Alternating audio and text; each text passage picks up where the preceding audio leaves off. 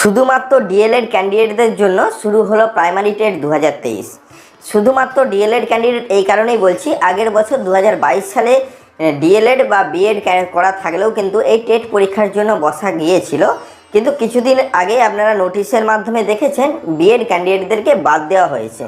অর্থাৎ বর্তমানে 2023-এর যে নোটিফিকেশান প্রকাশ করা হয়েছে তাতে শুধুমাত্র ডিএলএড ক্যান্ডিডেটরাই এই টেটে 2023-এর টেটে বসতে পারেন এবং তার যে ফর্ম ফিল আপ সেটা কিন্তু করতে পারেন।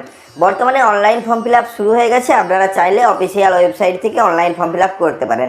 আজকে বেশ কয়েকটা বিষয় আপনাদের সাথে আলোচনা করব, কিভাবে online form fill up step by step পদ্ধতি তুলে আনবো এবং কত তারিখে শুরু হয়েছে, কবে লাস্ট ডেট, কবে পরীক্ষা হবে, কারা কারা আবেদন করতে পারবেন, জেনারেলদের জন্য কত টাকা পেমেন্ট করতে হবে, এইসব বিষয়গুলো আলোচনা করব।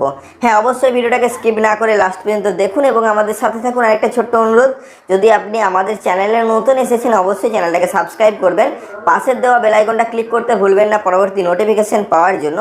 যারা অলরেডি সাবস্ক্রাইব করে আমাদেরকে সাপোর্ট করেছেন অসংখ্য ধন্যবাদ। হ্যাঁ, প্রথমেই জানিয়ে রাখি 10/12/2023-এ অর্থাৎ ডিসেম্বর মাসে এই পরীক্ষাটি হবে। শুরু হয়েছে 14/9/2023-এ, শেষ হবে 10 মাসের 5 তারিখ, খুব সম্ভবত 4 তারিখ শেষ হলেও 5 তারিখ পেমেন্ট করতে পারবে। এই বিষয়টা আপনারা ক্লিয়ার হয়েছেন। জেনারেলদের জন্য 500 টাকা, ওবিসি এ বি এর জন্য 400 টাকা, এসসি এসটি হ্যান্ডিক্যাপদের জন্য 250 টাকা ধার্য করা হয়েছে এই অনলাইন ফর্ম ফিল আপ করার জন্য। এবারে অনলাইন ফর্ম ফিল আপের সম্পূর্ণ অফিসিয়াল ওয়েবসাইটে চলে যায় এবং সরাসরি আপনাদেরকে লাইভ দেখিয়ে নিই, তাহলে এই বিষয়গুলো আপনাদের কাছে পরিষ্কার হবেন কীভাবে ফর্ম ফিল আপ করবেন। চলুন সরাসরি স্ক্রিনে চলে যায়। যেহেতু শুরু থেকে আমরা প্রাইমারি টেট 2023-এর অনলাইন প্রক্রিয়া নিয়ে কথা বলবো, আপনারা গুগলে প্রাইমারি টেট অনলাইন লিখে সার্চ করলে প্রথমে যে লিঙ্কটা আসবে www.primaryonline.com, ওই অফিসিয়াল ওয়েবসাইটটাতে ক্লিক করবেন। তাছাড়া অনেকগুলো অফিসিয়াল লিঙ্ক রয়েছে, সেগুলো নিয়ে ক্লিক করলে অন্যদিকে ঘুরিয়ে আপনাদেরকে যেতে হবে। তো এখানে ক্লিক করার সাথে সাথে সরাসরি এই পেজটাতেই নিয়ে যাচ্ছে।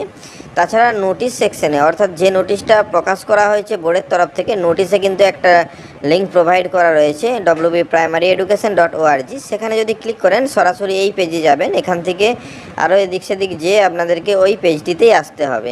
তো যাই হোক, সরাসরি এই পেজে চলে আসবেন। আসার পর নিচের দিকে টিচার এলিজিবিলিটি টেস্ট 2023 অপশানটি পাবেন। এখানে ক্লিক করার সাথে সাথে পুরো ডিটেলসটা ওপেন হবে। এখানে যে ডাউনলোড লিঙ্কটা পাচ্ছেন এটাই হলো সেই নোটিশটা যেটা থেকে আমরা ডেটটা দেখলাম, অর্থাৎ এই নোটিশটা কিন্তু ওখান থেকে ডাউনলোড করতে পারবেন। এখানে কবে পরীক্ষা হবে, কবে শুরু হয়েছে, সমস্ত তথ্য দেওয়া রয়েছে। তো যাই হোক, এখানে আমরা যেহেতু অনলাইন প্রক্রিয়া নিয়ে কথা বলবো, কিভাবে স্টেপ বাই স্টেপ পদ্ধতি, তো সর্বপ্রথম উপর দিকে কিছু কোশ্চেন এখানে দেওয়া রয়েছে, কোশ্চেনের উত্তর, গাইডলাইন অনলাইন রেজিস্ট্রেশন কীভাবে করবেন তার যে একটা গাইডলাইন সম্পূর্ণ পদ্ধতি স্টেপ বাই স্টেপ দেওয়া রয়েছে এবং তার নিচে রয়েছে অ্যাপ্লিকেশান টিচার এলিজিবিলিটি টেস্ট, যে অনলাইন অ্যাপ্লিকেশান সেটা। তো এখানে আমাদেরকে ক্লিক করতে হবে। ক্লিক করার সাথে সাথে কিছু ইনফরমেশান প্রোভাইড করা রয়েছে, যেখানে কী লাগবে সেটা রয়েছে। বলা হয়েছে যে ফটোটা দেওয়া হবে, কালার ফটো, অবশ্যই এটা ক্যারি করে নিয়ে যেতে হবে যখন পরীক্ষা দিবেন এবং সিগনেচার 1 কপি অবশ্যই আগের থেকে ইমেজ ফরম্যাটে স্ক্যান করে রাখবেন।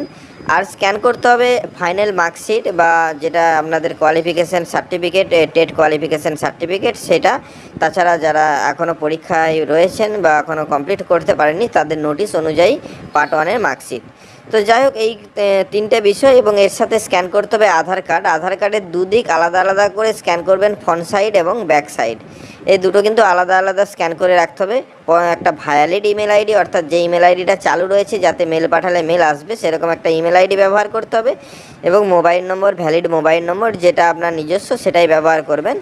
এই কয়েকটা বিষয় কিন্তু দেওয়া রয়েছে। নিচের দিকে ইমেল আইডি এবং মোবাইল নম্বর দিয়ে সেন্ড ওটিপি করতে বলা হচ্ছে।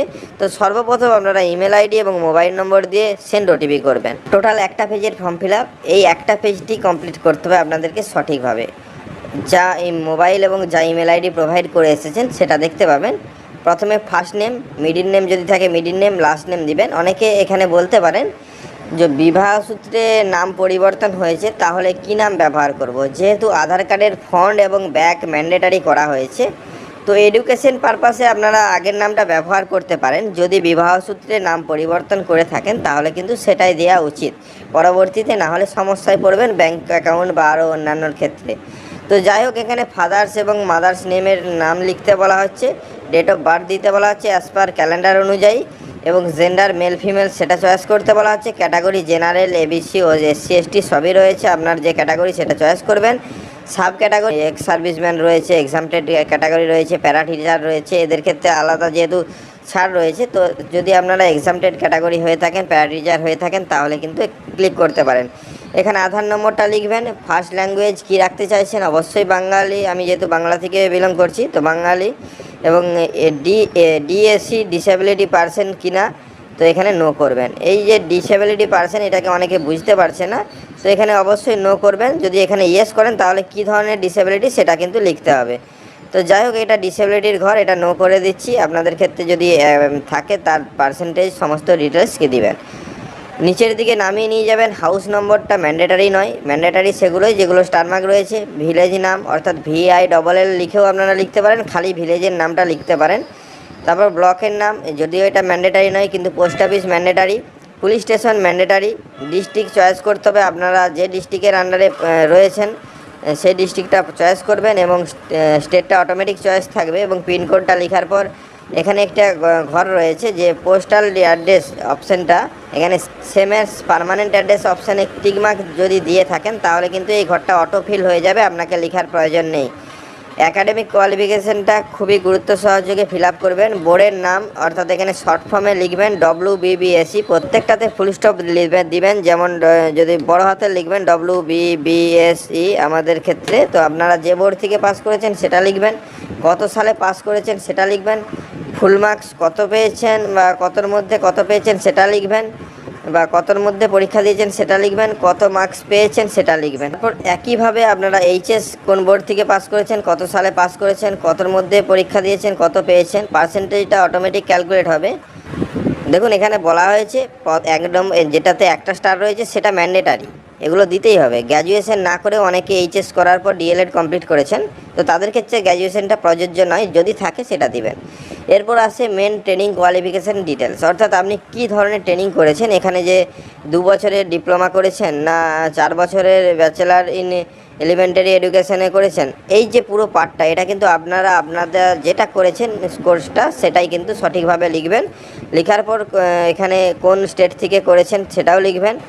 এক্সামিনিং বডি অর্থাৎ বোর্ডের নামটা লিখবেন, কোন বোর্ড থেকে পাস করেছেন, অর্থাৎ এখানে আপনাদের যে কোন উপরে লেখা থাকে দেখবেন সার্টিফিকেটের উপরে, সেটা পরিষ্কার বড় সম্পূর্ণ লিখতে পারেন, শর্ট ফর্মে লিখতে পারেন। কোন সেশনে আপনি উত্তীর্ণ হয়েছেন বা যদি রানিং সেশন হয়ে থাকে সেটাও লিখবেন। তো সেশনটা এখানে চয়েস করবেন। এখানে 3 ধরনের অপশান আছে, অবশ্যই 3 ধরনের অপশানটা মাথায় রাখবেন। একটা হলো পাস করেছেন, একটা হলো পাস মানে এখনও রেজাল্ট আউট হয়নি, আর একটা অ্যাপ্লাই করে রয়েছেন। যাই হোক, আপনারা এই যে 3টে অপশান ভালোভাবে চয়েস করবেন। যদি পাসিং ইয়ার্সটা লিখবেন, অর্থাৎ যদি পাসিংও হয়ে থাকেন কত সালে পাস করেছেন সেটা কিন্তু আপনারা জানেন, সেটাই লিখবেন। নিচের দিকে যে ফরম্যাটটা দেওয়া রয়েছে এখানে ছবি এবং সিগনেচার 5 থেকে 100 কেবির মধ্যে চাওয়া হয়েছে। যে ছবিটা দিবেন সেই ছবিটা নিয়েই আপনাদেরকে পরীক্ষা সেন্টারে যেতে হবে, সেটা মাথায় রাখবেন। নিচের দিকে ডকুমেন্টসগুলো PDF, JPG, PNG যে কোনো ফরম্যাটে 1 MBর মধ্যে ভালোভাবে স্ক্যান করবেন, যেমন পরিষ্কারভাবে বোঝা যায়। অর্থাৎ যে ডকুমেন্টসটা আপনারা আপলোড করতে চাইছেন, যেখানে DLED-এর ডিটেলস দেওয়া রয়েছে, সেখানে মার্কশিটের পার্ট 1 হতে পারে, ফাইনাল মার্কশিট হতে পারে, বা আপনার সার্টিফিকেট হতে পারে, বা দুটোতেই দিতে পারেন। সার্টিফিকেট এবং ফাইনাল মার্কশিটটা একসাথে PDF আকারে স্ক্যান করে আপলোড করতে পারেন। দুটো অপশান দেওয়া রয়েছে, আধার কার্ডের ফ্রন্ট সাইড, আধার কার্ডের ব্যাক সাইড। এই বিষয়টা কিন্তু খুব মাথায় রাখবেন, দুটো সাইড আলাদা আলাদা স্ক্যান করতে হবে, দুটো সাইডকে আলাদা আলাদাভাবে আপলোড করতে হবে। যাদের ছোট আধার কার্ড তাদেরও ফ্রন্ট সাইড ব্যাক সাইড রয়েছে, যাদের লম্বা বড় আধার কার্ড তাদেরও ফ্রন্ট সাইড ব্যাক সাইড রয়েছে। আলাদা করে স্ক্যান করবেন, পরিষ্কারভাবে যেমন বোঝা যায়। তারপর এখানে এগুলোকে আপলোড কমপ্লিট হয়ে গেলে প্রিভিউ অপশান পাবেন। ড্রাফটে সেভ করার পর প্রিভিউ পার্টে যাবেন। প্রিভিউ করার সাথে সাথে সমস্ত পার্টটা আপনার শো হবে, অর্থাৎ যা যা আগের থেকে ফিল করেছেন প্রথম থেকে লাস্ট পর্যন্ত মিলিয়ে দেখবেন সব ঠিক আছে কিনা। মিলিয়ে দেখার পর এখানে চাইলে আপনারা এডিট করতে পারেন। তাছাড়া উপরের সমস্ত কিছু ঠিক থাকলে এই ডিক্লারেশনে টিকমার্ক দিয়ে সাবমিট এবং পে অপশানে চলে যাবেন। সাবমিট এবং পে অর্থাৎ আপনারা যে ক্যাটাগরি চয়েস করেছেন সেই ক্যাটাগরি অনুযায়ী আপনাদের পেমেন্ট অপশান আসবে। মেক পেমেন্ট অপশানে ক্লিক করার সাথে সাথে আপনাদের যে পেমেন্ট অপশান অর্থাৎ বিললেক্সে নিয়ে যাওয়া হবে। বিললেক্স পেমেন্ট আপনারা প্রত্যেকেই জানেন, আপনাদের UPI, নেট ব্যাঙ্কিং, ওয়ালেট যে কোনো মাধ্যম ব্যবহার করে পেমেন্টটা সাকসেস করবেন। সরি আনএবল টু রিকোয়েস্ট এরকম যদি লেখা আসে জানবেন যে পেমেন্টের সমস্যা রয়েছে, ভাবার কিছু নেই, অন্য গেটওয়ে ব্যবহার করুন বা অন্য মাধ্যম ব্যবহার করুন। লেখা উঠছে অর্থাৎ 2 ঘন্টা ওয়েট করতে হবে যে পেমেন্টটা আপনাদের ফেল মারবে সেই পেমেন্টটা ক্লিয়ার হতে। অর্থাৎ এটা ওদের সিস্টেমেটিক প্রবলেম, এটা ভাবার কিছু নেই। 2 ঘন্টা পর আবার লগ ইন করবেন একই পদ্ধতিতে এবং সরাসরি পেমেন্ট অপশানে যাবেন। সাকসেসফুল সাবমিট হয়ে যাওয়ার সাথে সাথে অর্থাৎ পেমেন্ট অ্যাকসেপ্ট করে নেওয়ার সাথে সাথে এরকম লেখা উঠবে আপনার যে পেমেন্টটা সাকসেস হয়েছে। ডাউনলোড অ্যান্ড প্রিন্ট অপশানে ক্লিক করবেন, সরাসরি যে প্রিন্ট কপি অর্থাৎ এই যে পেমেন্ট কপিটা এটা প্রিন্ট আউট করে নিতে পারবেন বা পিডিএফ আকারে সেভ করে নিতে পারেন। তো যাই হোক আমরা এটা সেভ করে রাখছি, যে কোনো একটা ফাইল নেম দিয়ে আমরা ফাইলে সেভ করে দিলাম। গো টু হোম করবেন, গো টু হোম করে দেওয়ার সাথে সাথে আপনার অ্যাপ্লিকেশন পার্টে ফেরত আসবে। চলুন আবার এখানে ক্লিক করবেন, ক্লিক করার সাথে সাথে এখানে দেখুন অপশান রয়েছে আলাদাভাবে print download application form, print download admit card. তো এই অপশানটা আমাদেরকে ব্যবহার করতে হবে প্রিন্ট ডাউনলোড অ্যাপ্লিকেশন ফর্মে। প্রিন্ট ডাউনলোড অ্যাপ্লিকেশন করার সাথে সাথে রেজিস্ট্রেশন নম্বর এবং ডেট অফ বার্থ ইনপুট করে প্রিন্ট করে নিতে পারবেন আপনার যে অ্যাপ্লিকেশন ফর্মটা।